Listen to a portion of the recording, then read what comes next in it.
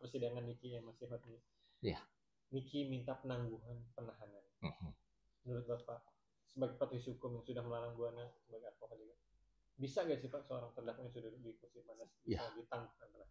gini, status tersangka atau status terdakwa tentu mempunyai hak yang dilindungi oleh undang-undang untuk mengajukan permohonan penangguhan penahanan. Sebagaimana pasal 31 ayat 1 dalam KUHP ya. Pasal 26 ayat 1 atau ayat 3 dalam KUHP. Itu bisa aja mengajukan permohonan penangguhan KUHP. Itu sah-sah aja mengajukan permohonan. Namun, mengabulkan penangguhan penahanan itu wewenangnya terletak di maksudnya wewenang daripada penyidik jika pada saat penyidikan. Dan wewenang pada penyerahan pada penuntut umum adalah wewenang penuntut umum untuk menangguhkan penahanan bila diterima. Kalau sudah sampai sidang, tentu majelis hakim yang menentukan boleh atau tidak terdakwa itu ditangguhkan penahanan. Tentu dengan pertimbangan, misalkan terdakwa tidak akan melarikan diri, tidak akan menghilangkan barang bukti, tidak akan mengulangi perbuatannya, dan sebagaimana pertimbangan daripada karakter yang bersangkutan terdakwa itu layak tidak ditangguhkan penahanan. Dan saya sendiri menangani kasus tipikor terdakwa korupsi pun ternyata dikabulkan oleh ketua majelis hakim lah, bukan hanya ketua, untuk ditangguhkan penahanannya. Sebagaimana PP 27 tahun 1983 pasal 3536 dengan memberikan jaminan yang ditentukan oleh majelis hakim. Dan itu saya memberitahukan pada siapapun, undang-undang kita ini dikatakan bahwa ditahan ancaman hukumannya sekian tahun. Namun tidak ada satupun pasal di Republik Indonesia ini yang menyatakan tersangka terdakwa wajib ditahan, itu nggak ada. Bisa ditahan, bukan wajib ditahan. Harus bedakan, wajib itu berarti harus. Tidak ada kata-kata lain. Kalau bisa ditahan itu bisa atau tidak, tergantung daripada penilaian subjektif daripada penyidik, penuntut umum maupun majelis hakim. Sehingga jangan orang berpikir, oh ke TPPU, tipikor nggak bisa. Saya sendiri pernah menangguhkan dan dikabulkan. Tapi Pak banyak praktisi hukum dan juga yang netizen atau yang lain sebagainya agak susah untuk menangguhkan Niki dikabulkan karena Niki pemerasan iya, TPPU iya.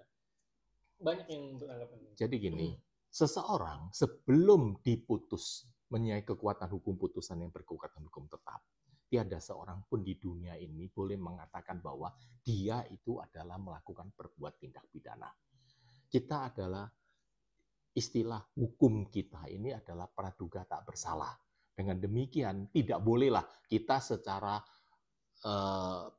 prematur atau a priori menyatakan seseorang ini dia itu pelakunya.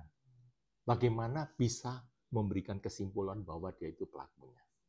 Tidak ada. Sampai hari ini pun selama hakim belum putuskan dan putusan tersebut belum mempunyai kekuatan hukum, masih mempunyai kesempatan untuk membuktikan dirinya bahwa dia tidak salah.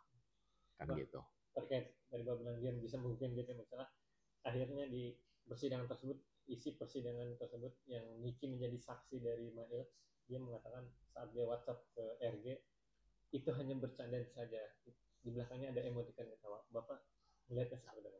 Nah, kalau bagaimana membela diri atau menjawab daripada saksi atau menanya pada saksi untuk meringankan dakwaan yang dituduhkan kepada terdakwa, itu sah-sah saja. Namun bagaimana majelis hakim itu mempercayainya, itu kan tergantung majelis hakim. Kan sebegitu kan. Majelis hakim seharusnya dalam hal ini kan dia wajib adalah subjektif. Tidak merasa bahwa si orang ini tuh, oh sudah punya prasangka, oh ini memang sudah pelaku berulang kali begitu. Kecuali terdakwa itu dulunya pernah dihukum dengan kasus hal yang sama. Kan kalau dia belum pernah dihukum, kan harus praduga tak bersalah, netral. Ya, jadi sehingga tidak bisa secara subjektif ya, so mengatakan bahwa saya yakin dia ini pelakunya, nggak bisa, nggak boleh. Barang siapapun punya pendapat gitu, dia tidak layak jadi hakim, dia tidak layak jadi penyidik, tidak layak jadi penuntut umum. Wah, tapi netizen yang kontra dengan Niki atau pendukung dari RG, kalau kalau cuma image bercanda, kenapa diterima duitnya senilai 4M, yang 2M RG disuruh bayar, Ya. dan sehari setelahnya asistennya itu mengambil uang cash langsung dari suaminya RG, katanya duitnya dihamburkan di dalam mobil. Ya, jadi dalam hal ini kan setiap orang itu punya sah-sah saja mempunyai alibi mengatakan demikian. Namun soal masuk akal atau tidak masuk akal tentu bukan di ruang lingkup kita yang menerjemahkan. Silakan hakim yang menilai dan memberikan penilaian yang seobjektif mungkin.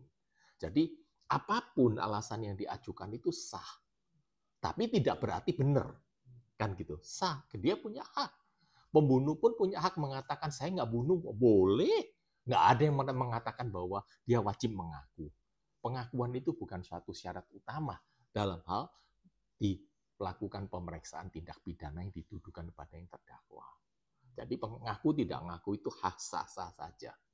Bahwa bagaimana penilaian tetap kembali kepada majelis hakim. Jadi pemirsa termasuk saya pun tidak punya hak menilai. Begitu. Pak, jadi sebaiknya langkah apa sih Pak dari PH Niki untuk ibaratnya untuk memperkuat bahwa bukti-bukti dan faktanya untuk ya dalam hal ini ya dia harusnya bisa bagaimana mematahkan keterangan saksi. Itu kan keahlian atau kecerdasan daripada PH itu ketika waktu sidang.